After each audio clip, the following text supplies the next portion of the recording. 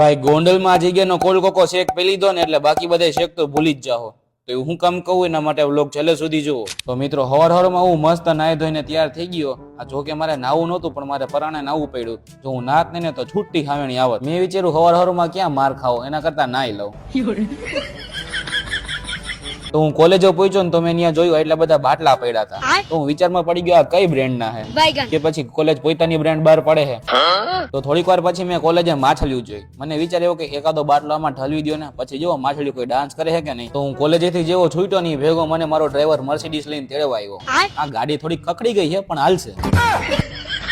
હું જેવો ઘરે પહોંચ્યો ની ભેગો મને ફોન આવ્યો કે શૂટિંગમાં આવો એટલે મારે ફટાફટ ત્યાં જવું પડ્યું. તો શૂટિંગ પત્તા રાત પડી ગઈ ને રાતે મારા ભાઈબંધનો ફોન આવ્યો કે બોક્સે આવો બાકી ટાટિયા ભાંગી નાખીશ. એટલે હું બોક્સે વયો ગયો. બોક્સેથી ફ્રી થઈને અમે વયા ગયા શેક પીવા. જો તમારે આનું એડ્રેસ જોતું હોય તો બધીથી પહેલા ફોલો કરો. ફોલો કરીને કમેન્ટ કરો શેક SHAKE. સેમ ટુ સેમ આમ કમેન્ટ કરશો ને એટલે હું તમને એડ્રેસ મોકલી દઈશ. આ જેને ફોલો કર્યું હોય છે ને એને જ મારો બોટ એડ્રેસ મોકલશે. તો ફોલો કરવાનું ભૂલતા નહીં.